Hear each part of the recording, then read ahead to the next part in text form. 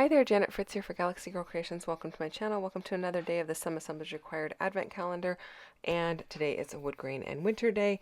I did not get the actual opening of my package for some reason today. I must not have hit record. So I'm going to show it to you here.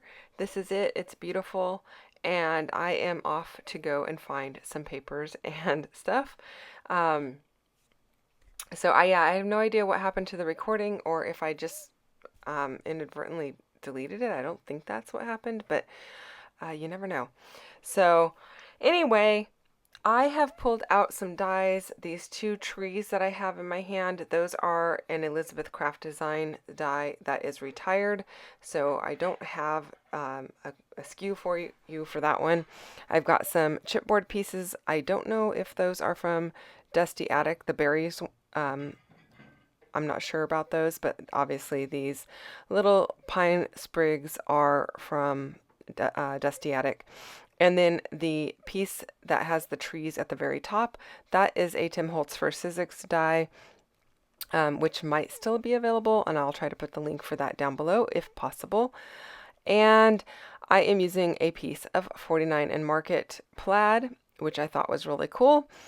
I love this paper. I think it's beautiful, and I probably should have bought a few extra sheets of it. And then my background is going to be a wood, not wood veneer, wood grain piece, because it is Woodgrain and Winter.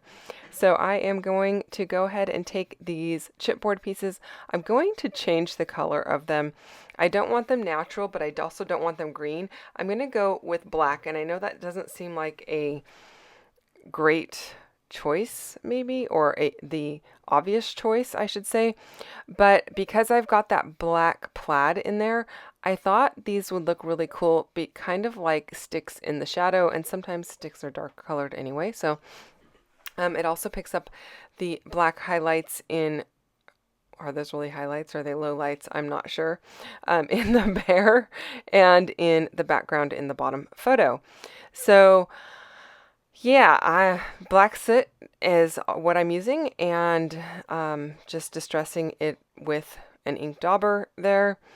And then I am going to change the color of the berries by using some Nuvo drops in Autumn Red. And these are, this has probably been around for a very long time because I haven't bought Nuvo drops in at least 5 years. I don't know. If you have old Nuvo drops and they are not coming out of your little dispenser there, or your little squeezy bottle, you can pop the top of that bottle off and run a pin through the tip of it. I run it through from the inside of the tip and poke it out the top, because I don't want to be pushing anything that is dry back into any of the drops that might be still wet inside. Even though I've taken the tip off of the bottle, I still don't want to do that. So that's what I do. You can also stick a pin in the tip of, or in the mouth of the bottle, and see if they're really dried up or if they're just kind of thicker, because sometimes they're a little bit thicker.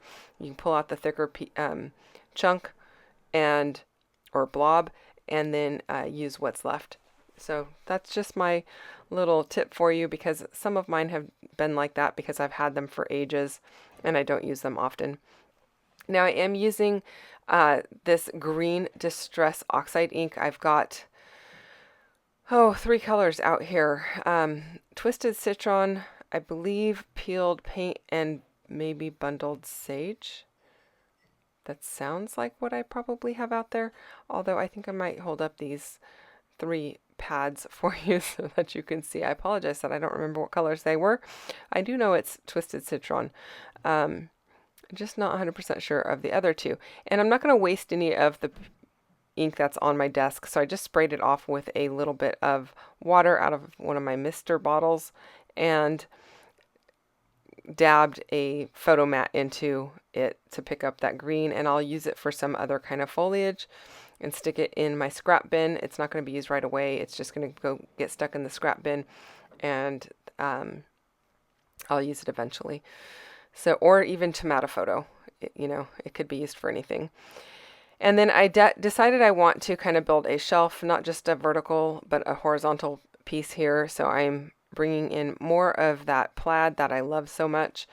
And then I'm going to figure out how I'm going to layer up my trees here. I want those smaller ones to look a little further away, so I'm kind of making them, I guess, higher. Yeah, they're a little higher on the page, kind of making them look like they are further away in the background.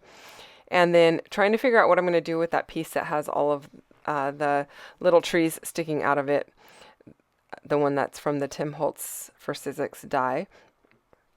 Yeah, I'm just kind of playing around here, figuring out how I want these layers to look. I think what I'm going to do is do the Sizzix die in the background.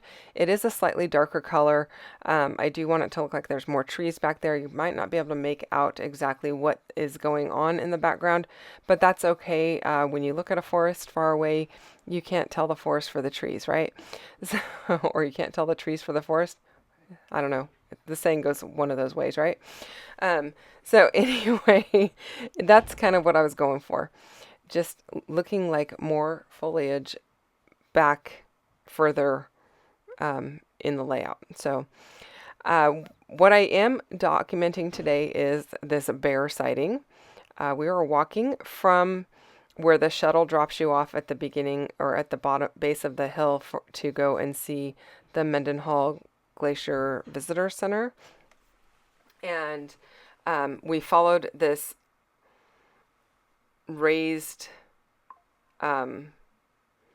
walkway. It was a wooden walkway that kind of went through the forest area, and this guy was just right to the side of the walkway, and you know, he was pretty close up. I have some video. I'm going to actually put a QR code on this page as well, so that we can revisit the video anytime we want. And I don't know, I thought it was really cool. There is fencing along the walkway, so I mean, not that a little tiny fence is going to keep a bear out if he really wanted to bother somebody or whatever. But I didn't really feel threatened at all. He was just kind of minding his business. He glanced up to see that there were people up there and went back about eating his foliage or whatever he is eating. And yeah, it was really cool to be able to see him. Now, there was another lady there with her son, and she is the one that got the really close-up photo, and she shared it with me. We were about maybe 10 feet away, and she was probably like, I don't know, right above him on this walkway. So she did share the photo with me. I do have photos of that I took from about 10 feet away, so it's not like you know, it's not like we weren't there. It's just we weren't quite as close, and I loved this photo of him. So I went ahead and poached that from her. I didn't poach it. She gave it to me willingly. And so I thought that was really cool. Anyway, those berries are dry now. I decided to introduce a little bit of red because I felt like I needed something other than just the green and black on this photo. Although I do love a monochromatic photo layout, I just felt like it needed a little pop of something else. And I am using some flair that I got from MK over at Some Assemblage Required. These are Scrap and Happy flair, but I don't know if these came in a monthly box or yeah, I'm pretty sure they did come in a monthly box from MK's shop, but I don't know which month because I don't have it written down. So my apologies for that. You might be able to find something very similar over at Scrap and Happy Studio. I don't believe MK has any of these in the shop at the moment, to my knowledge, but you can definitely go and check just in case. You can see there's another set off to the right hand side there. I'm not going to use those. I'm going to save those for a different day. I'm going to use these hiking ones because we did do a lot of hiking that day. I actually have, I think I have a photograph of my watch for how many steps we got in, and I'll probably document that on a different day. I just don't have it in front of me at the moment to tell you how many steps it was, but it was quite a lot. Yeah, it was a very fun day, but a lot of walking. So I'm just working on getting these flare pieces adhered down. I have run my flare through my Big Shot. So actually I have a Big Shot switch, which is the electronic one, but you could use a regular Big Shot and run them through there to flatten them out. I prefer them flatter because it doesn't have as much bulk in my album, and plus I do have chipboard behind them, which is adding more bulk. So it would be doubly thick if I hadn't done that. So I find that running it through the Big Shot just really does help. Now I am adding a little bit of red thread behind each one of these flare buttons. That's going to pull in a little bit more red and complement the berries that I've got going on. I also did find a label that I added down at the bottom there that has red on it, just to pull in a little bit more red there as well.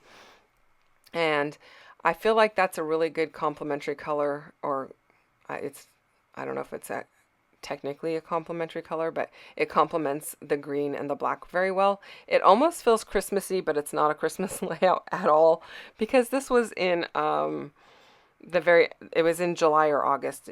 I think the end of July. Yeah, because we came back the very beginning of August. Anyway, I am liking how this is looking. I'm going to have a link down below for other people playing along with Woodgrain and Winter.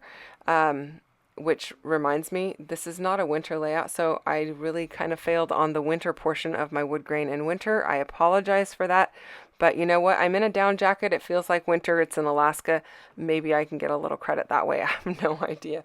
But there's a playlist down below for Woodgrain and Winter, and go check out what MK has on her channel today as well. Thanks for watching. I'll see you guys again tomorrow with another one. Bye-bye.